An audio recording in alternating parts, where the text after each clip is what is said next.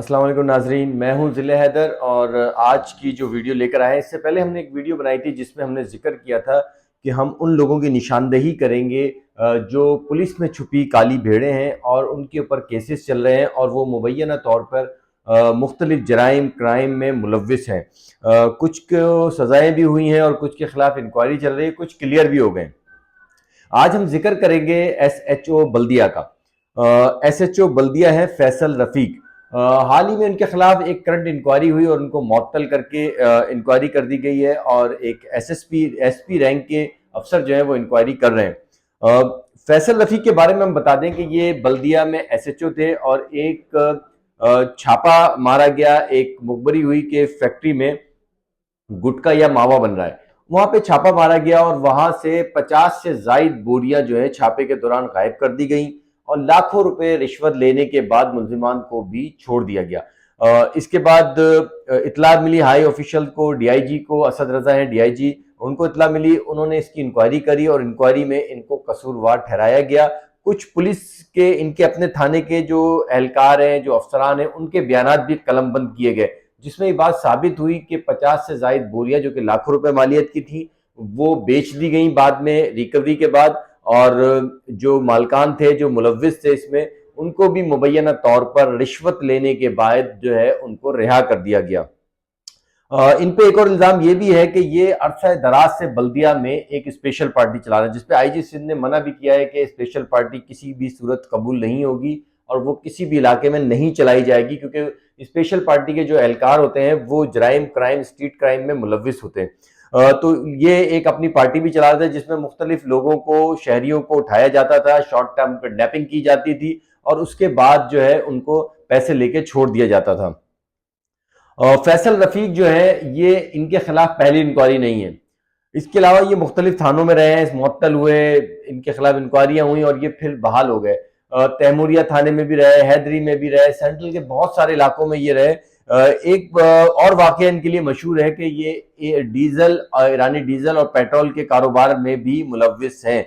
मुबैना तौर पर उसके खिलाफ भी इनकी इंक्वायरी हुई, लेकिन पता नहीं क्या होता है कि जो आला अफसरान है वो इन पे तर्ज खाते हैं या और अंडर द टेबल कोई मामला होता है कि इनको इंक्वायरी में क्लियर करार दिया जाता है और ये दोबारा फिर SHO लग जाते हैं।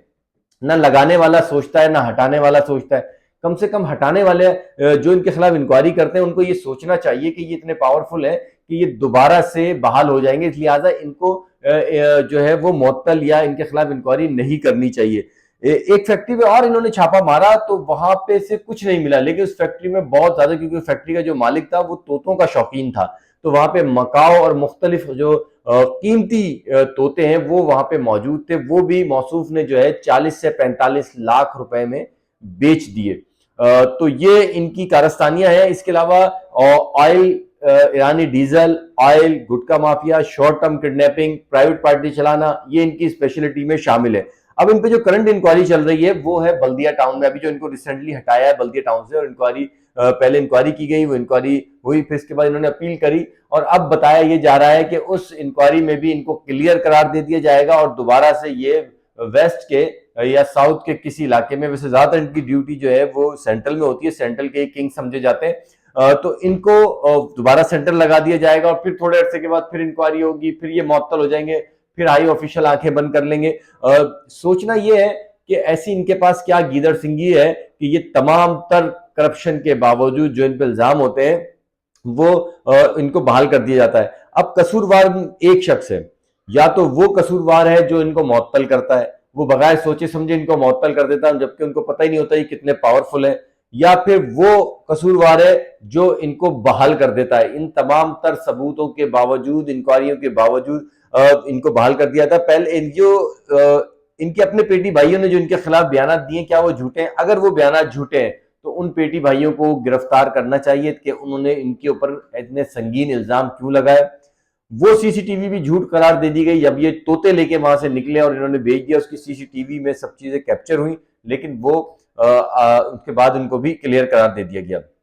तो हमने अपने पहले व्लॉग में बताया था कि अब हम एक ऐसा सेगमेंट शुरू कर रहे हैं जिसमें वो पुलिस अफसर जो क्राइम में मुलव्विस हैं या मुबैना तौर पर उन पे इल्जाम लगाया गया, हो सकता है इन पे भी इल्जाम लगाया गया हो, फैसल रफीक पे भी ये इल्जाम लगाया गया हो कि इन्होंने इस तरह की गुटखा फैक्ट्री चलाई है या गुटखे की बोरियां बेच दी हैं या तोते बेच दिए हैं या शॉर्ट टर्म किडनैपिंग करी है, तो ये तमाम का तमाम पलंदा जो झूठ का है, इसमें जो मुलव्विस है फिर उसके खिलाफ इंक्वायरी होनी चाहिए। अगर ये बेकसूर है तो इन पे इल्जाम लगाने वालों को बेनकाब करना चाहिए, और अगर ये कसूरवार हैं तो इनको दोबारा से इनको सीट नहीं देनी चाहिए, दोबारा एसएचओ तैनात नहीं करना चाहिए। हम बिल्कुल इसको खबर को फॉलो करेंगे। हमने इनका मौकिफ जानने की भी कोशिश करी, इनको 2-3 मरतबा हमने फोन किए, लेकिन शायद वो अपनी मसरूफियात के बाइस हमारा फोन नहीं उठा सके, वरना इनका मौकिफ भी हम जरूर इसमें शामिल करते।